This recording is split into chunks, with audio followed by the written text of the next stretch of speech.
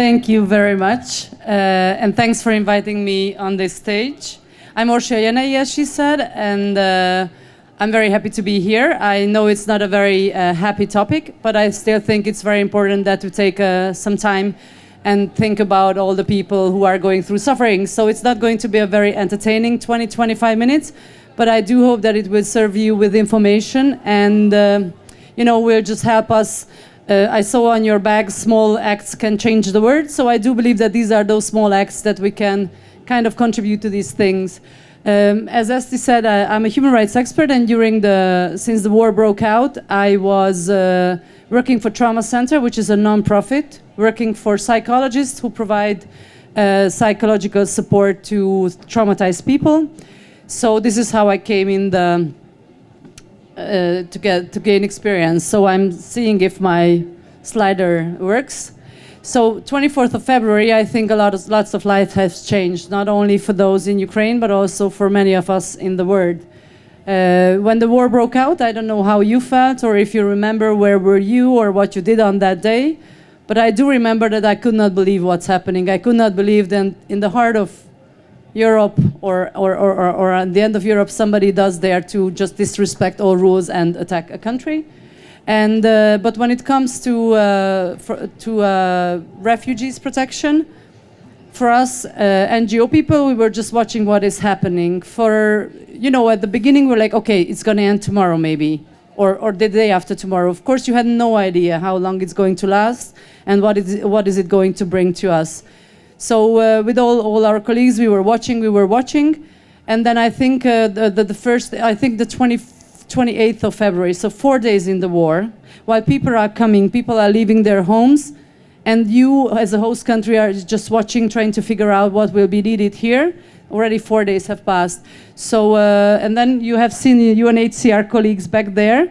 They were the ones who started to organize the protection and all the services. UNHCR is the United Nations High Commissioner for Refugees, is the refugee agency. As I usually explain it to my kids, it's the words responsible to deal with the refugee issue. So it was their duty to gather everybody. So already in the beginning of March, everybody was convened. Everybody from the civil sector and from the international organizations. Unfortunately, no government was there. Unfortunately, no representatives of the government were there, whose main duty would be to help the refugees. And in the very first few days, it was estimated that there will be about 4 million people who will become refugees. Well, the number already today is over 6 million, and altogether over 11 million had to leave their homes. I don't know how many of you are Hungarian here, but if you were here during the 2015 refugee crisis, and there were massive numbers of people coming, and so many were coming from Syria, and Syria has seen the highest number of refugees. That number was 4 million, which was a lot. And already there's 11 million people today from the Ukraine who had to leave their countries and who had to leave their home. Over 6 million of them are abroad, and 4.5 million people are so-called internally displaced people, which means that within the country they are moving. So today, yes, it's over 6 million refugees who were recorded globally. I will be talking to you today more from a Hungarian perspective, and because you came here today, I thought I'm not going to give a very formal one, but maybe share with you those insights that normally you can't read in the news, and I will guide you through the path of the past 1.5 years. So today the numbers are, if you are interested in numbers, I think they are very, very informative. Until they officially, well, it's a bit hard to follow the data because it's very hard to capture data. But around 52,000, 60,000, some people say 100,000, UNHCR will come after me. Sometimes we believe it's 150,000 people who are now living in Hungary and are refugees.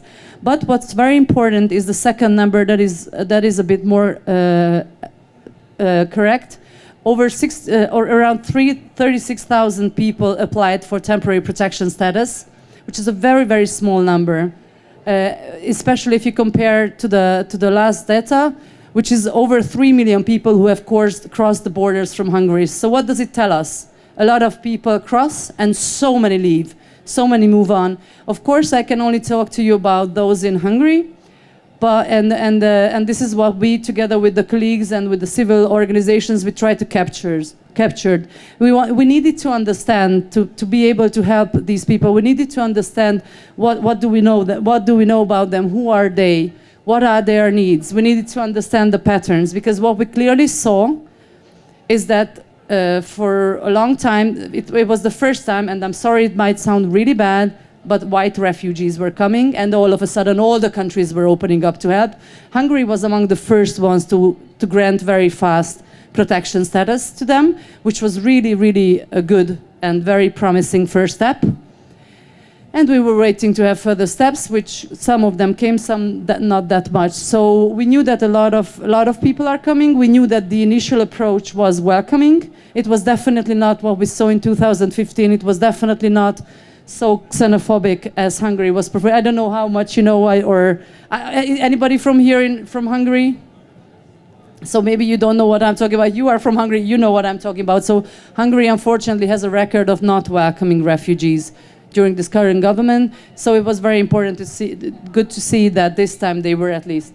So basically, the UNHCR conducted, it's a very technical word, but it's a multi-sectoral needs assessment. Everybody was chasing data. Everybody was trying to see who was coming, but there were no data, because people were crossing these crossings. The police was registering them, but they were not sending over who is coming, how old are they disabled. We did not really know anything, so everybody was chasing data, and then eventually also funds, because we saw that there's a lot of work to be done, but everybody also needed money. So this multi-sectoral needs assessment, it was conducted last year in September, but still so far this one is the most recent assessment of the refugees in Hungary. And it indicated 4 deep areas of people's needs. I'm sure if you think about the situation that all of a sudden you have to leave home, these would be the first things that you would also need. You would have basic needs. You would need to know where will you be staying, where would you have your money. You would need to know if you will be able to work, where will you work, how much can you work. Of course, if you have children, or if you yourself are still young, then you would be also concerned about your education. And then there was the mental health component to it. I will be speaking a bit more about the later part. So one thing that was really striking, and it was very special, is that most refugees were women and children. Over 80% of refugees were composed by women and children. You also know that men were not allowed to come over. So it was mostly women on their own with their children in a foreign country where you don't speak the language. So the picture didn't look very good. Also, about 7% of people were elderly. Around 50%. I told you this is not like exact data. The statistical population wasn't huge, but still these were the first strings we could hold on to understand that over 50% of people are separated from their nuclear family. So that would be adding additional mental toll, for example. It would be adding additional difficulties to and hardship to being a refugee. Also, 13% of people were mentally or physically disabled, and of the total population, 57% were female, girls, women, and 43% were mere boys. So that's also quite a big difference when you are thinking of what type of help are you trying to provide. So when it comes to basic needs, and this is again just a background to it, is of course accommodation is always the first and a very important question you want to clarify. From the statistics, you can see that actually many of relatively a lot, like 30% of refugees managed to live in private accommodations. This was also due to two factors, roughly. One of them is that so many refugees, we don't have exact proof of it, but from what we could sense or what we could experience is that everybody just came, crossed the border and said, thank you, I will manage it on my own. Which is on one hand, it's quite quite empowering ability, and it's very good that they did not have to be shuffled in some refugee shelter or refugee place. It's also because so many Hungarians, again, they showed what a big heart they have. In 2015, it was the same thing. You have Migration Aid there that was formed in the 2015 crisis, where a group of Facebook people were organizing themselves on Facebook, and they were helping the people arriving from the war. This is what happened this year as well.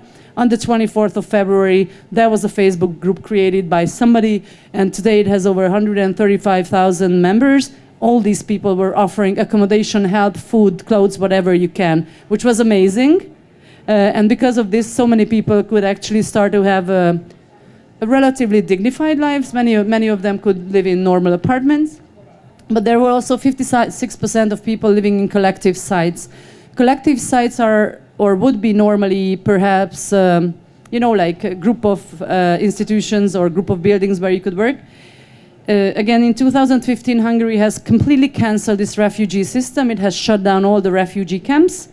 No facilities, no infrastructure for refugees. So all of a sudden you have a huge refugee influx and you don't know what to do with the people, you don't know what to put them. I'm not saying, it's not that refugee camps are great, but it does have some advantages, because what we saw here is that the collective sites were not good for refugees. That is, these were collective sites of, for example, Budapest municipality, who was having summer vacation camps, and they gave it to the refugees. It had formal homeless shelters. It gave it to the refugees to stay, which I think was really a good initiative, but it was definitely not that adequate for like proper. Imagine you arrive with 4 kids and you are staying in one room. That's not too much of a perspective. And some of them were also staying in hotels. Well, now it's over 1.5 years, so I would assume that this number is decreasing. But this is more or less where people were. What this meant, it meant 2 things. All those people staying in private accommodations remained more or less invisible, and therefore you could not really reach them. You could not understand what they need, what help would they do, because they were pretty much living on their own, which is good. On one hand, probably it's a good sign that they can cope on their own, but you also did not understand the needs, and I will come to that later. And this is also why we don't exactly know how many refugees are living in Hungary today.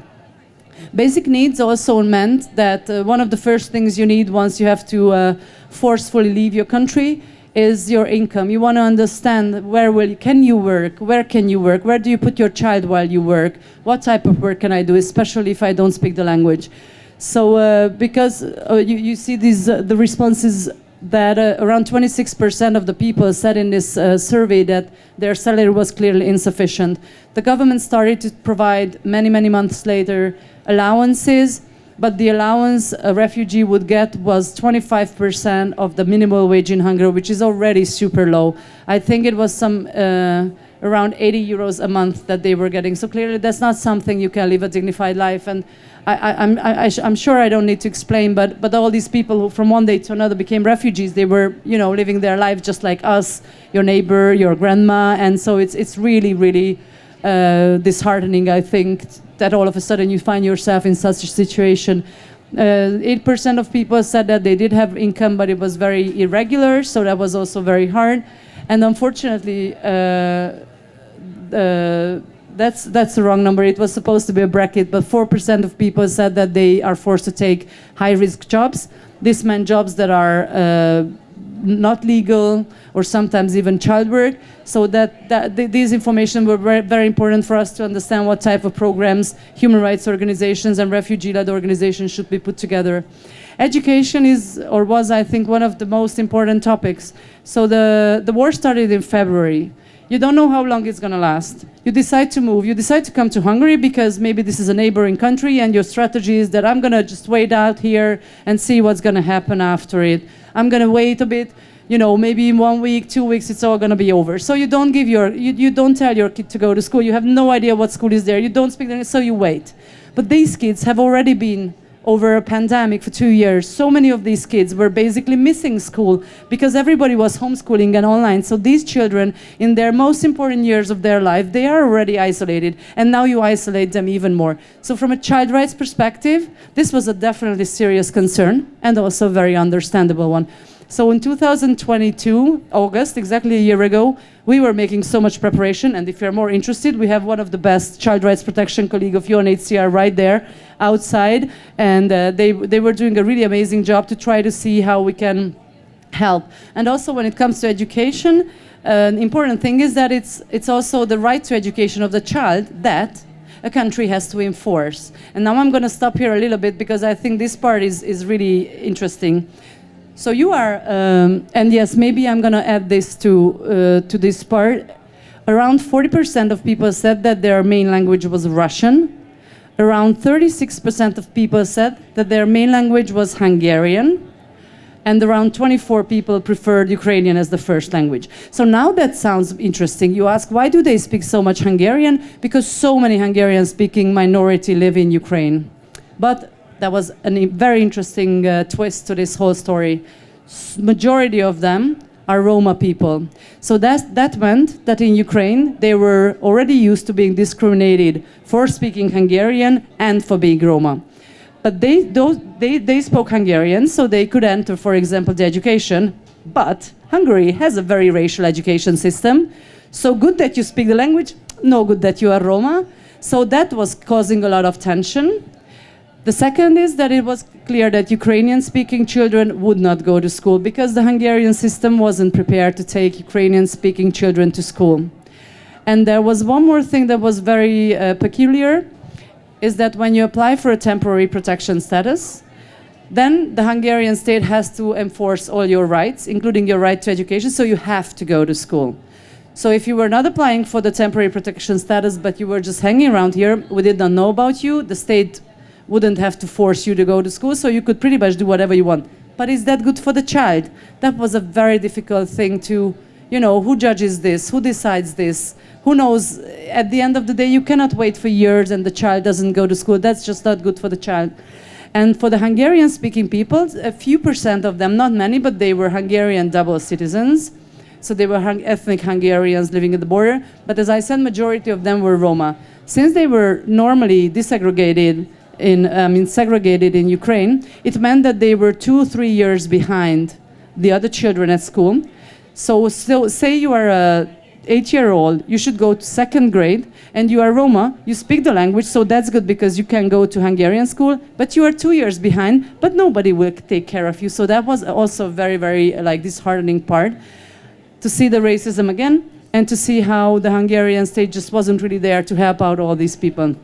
So then in September, of course, everybody's direction was that these children should start going to school because they cannot leave. It was for them. It was already 3 years not going to schools, communities. That can have a very, very strong effect on them. So that was the first year we wanted to see how it's going to go. And eventually, half of the children were enrolled to schools, and 25% of them were Ukrainian speaking.